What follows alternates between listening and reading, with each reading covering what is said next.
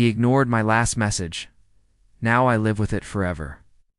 I was an only child and my parents doted on me. They gave me everything I wanted and more. But there was one thing I've always longed for: a sibling. I wanted to have someone to talk to, someone to play with, and most importantly, someone who would love me no matter what. When I turned 18, my parents told me they couldn't have another baby, which devastated me. I begged them to reconsider, but they said no. Years went by and I became a successful young woman, but I still felt incomplete. One day, my mom came up to me and said, "I have a surprise for you." She handed me a positive pregnancy test. I was shocked. "Are you serious?" I asked. She nodded with tears in her eyes. "I'm so sorry it took me so long to tell you. But your father and I decided to keep it a secret until I was sure everything was fine." I couldn't believe it. I was going to have a sibling after all. I could hardly contain my joy. I called my dad and he was just as excited as I was. We talked for hours about what it would be like to have another baby in the house. Finally, the day came when my mom gave birth to a beautiful baby boy. I was so happy for her and for me. I got to experience the joy of having a sibling. I loved that little baby with all my heart, and I promised myself I would be the best big sister I could be. But then, something strange happened. My parents started acting weird around me. They were always fighting, and they seemed distant and cold whenever I tried to talk to them. It was as if they didn't want me around. I was confused and hurt. I had never seen my parents like this. I knew something was wrong, but they wouldn't tell me what it was. One night I couldn't take it anymore. I confronted them and demanded an explanation. "What's going on? Why are you acting this way?" I asked. My mom and dad looked at each other and then at me. "We need to tell you something," my mom said. "We're getting a divorce." I couldn't believe what I was hearing. "What? Why?" My parents looked away, unable to meet my gaze. "It's not your fault," my dad said. "It's just that we weren't right for each other." I was heartbroken. I didn't want my parents to get divorced.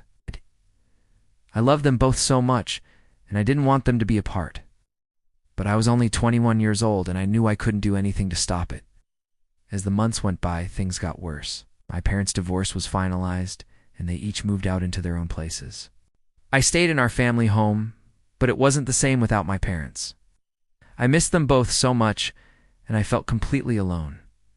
Then one day I found a box of old photo albums in the attic. As I flipped through the pages, I saw pictures of my parents on their wedding day. Pictures of them holding me as a baby, pictures of them on vacation, pictures of them laughing and smiling together.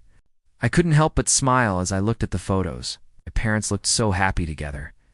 I remember thinking to myself, if only I could go back in time and make them stay together. But then I saw a picture that made my blood run cold. It was a picture of my parents standing next to a fertility statue. I didn't know what it meant at first, but then I remembered my parents telling me that they couldn't have another baby.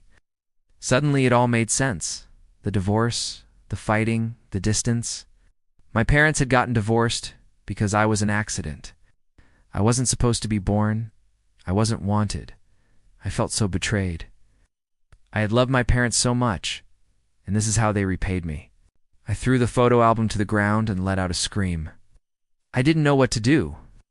I felt like my whole world was crashing down around me.